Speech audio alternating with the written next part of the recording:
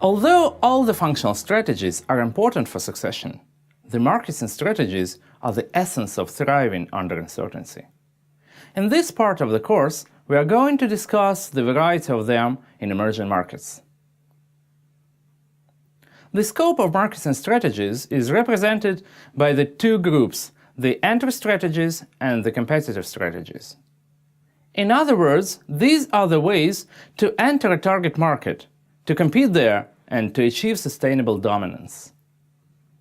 There are 5 major strategies to enter a market, differentiated on the level of commitment, control, and investment. The perhaps simplest form of market entry is to export products from the domestic market to a company or individual in the foreign market who then sells the product on. In addition to being a simple form of market entry, it does not require any particular investment either, and it is highly flexible. On the other hand, the exporting firm has very limited, if any, control over functions such as marketing and distribution in the target markets. Licensing and franchising agreements permit an incumbent to produce and sell the foreign firm's products in the market agreed upon. The agreement thus allows the incumbent to use the foreign firm's proprietary technology or knowledge. The incumbent then pays the foreign company compensation for the right to do so, which could, for instance, be through a fixed annual fee or as payment per unit sold. In licensing and franchising agreements, the vast majority of the necessary investment lies in the incumbent. In a strategic alliance, a foreign and an incumbent firm agreed to collaborate in the foreign market in order to reach specific goals while remaining independent organizations. There are no equity investments. A strategic alliance is often aimed at attaining synergies through combined effort and can additionally involve knowledge and technology transfer as well as shared expense and risk. As opposed to joint ventures, which are described below, strategic alliances require limited upfront investment. In a joint venture, a foreign firm and an incumbent agree to share activities in the target market. This collaboration can, for instance, take place through a subsidiary owned equally by both parties. Such an agreement would in most cases involve a substantial investment from the foreign firm, although not as much an acquisition or greenfield venture. At the same time, a joint venture can benefit from knowledge and technology of both parties. A wholly owned subsidiary can either be obtained in a foreign market by acquiring an entire firm or part of a firm in the target market. Or it can be started as a greenfield venture, that is, building production and distribution facilities from scratch in the target market. Since all costs associated with this sort of entry mode lies upon the entrant, this is naturally the one which requires the largest upfront investment. In case of a greenfield investment, the entrant cannot rely on an incumbent knowledge of the foreign market. A major advantage to a wholly owned subsidiary is that the entrant will retain full control of the venture. When choosing a proper entry strategy, you need to consider the 4 following factors. The first, potential growth and return. How big and how fast is the expected return on investment? The second, the amount of possible investment. How much is it necessary to invest to launch the business? How much equity should it include? The third, risks and ability to control. What are the risks? Can they be controlled, prevented, compensated? And the fourth, local partners. Do you have them? Is there any partner reliable enough to share your risk and guide you through the local ambiguity? Use the scale we talked previously to choose a proper entry strategy to balance your risks and potential profits. The next set of marketing strategies are the competitive ones. Generally speaking, a competitive strategy is the way to win the competition.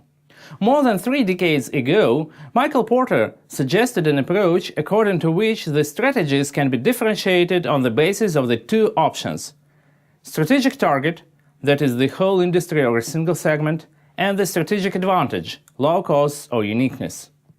According to the approach, there are 3 basic or generic competitive strategies: overall cost leadership, differentiation, and focus. Let's see them in detail. The overall cost leadership strategy is based upon a number of factors. Among them are sustained capital investment, process engineering skills, intense supervision of labor, products designed for ease in manufacture, low-cost distribution system. In other words, you win because you have the leanest cost structure, which results either in cheaper prices for clients or in larger margins that can be spent to improve marketing, sales, processes, human resources, and so on. The example of overall cost leadership strategy is the quantum computer company that produces cheap, unbranded devices and peripherals. The differentiation strategy is based on the ability to offer and support a unique value proposition. The uniqueness may be related either to the product itself or to the services and interaction. The success factors here are as follows: strong marketing abilities, product engineering, strong capability in basic research, corporate reputation for quality or technological leadership, long tradition in the industry, or unique combination of skills drawn from the other businesses. And finally, strong cooperation from channels. The clients choose you because they get a better value proposition and are ready to pay for this. The example of differentiation is the Apple company that produces up-to-date electronic devices. The focus strategy is targeted at a particular buyer group, a segment of the product line, or a geographic market. You win the competition this way because you manage to achieve locally the cost leadership or the uniqueness of offer. The strategy will not work on a larger scale. The example of a focus strategy is a local company that sells computers for musicians. Basically, these are the same computers with specific peripherals, software, and selling process in local musician community. When choosing Vaden's business school competitive strategies, we decided to stop at differentiation. We didn't want to work cheap, as our philosophy was to offer high-quality products at reasonable price. We also tried to avoid local dependence. That is why our products were designed to be transferable to any territory and scalable from the production point. That led us to the differentiation strategy. We tried to become different at all the three levels of a commercial offer. We offered guided management and business problem solving instead of training and lecturing at the level of the product. We also provided structured pre-course preparation, specified on-demand consultancy, and detailed final report as the main services features. Free organization diagnosing procedures, along with the favorable payment options, let us be different in the level of interaction. So, summing up all said above, let me remind you that marketing strategies comprise entry strategies and competitive strategies. One may choose to use export, licensing and franchising, strategic alliance, a joint venture, or an own subsidiary to enter a new market. The main factors for this choice are potential growth and return, amount of possible investment, risks and ability to control, and local partners. There are three generic competitive strategies: cost leadership, differentiation, and focus. Choose one to achieve either local or industry-wide dominance. Think thoroughly, as this is the basis for your success in the future.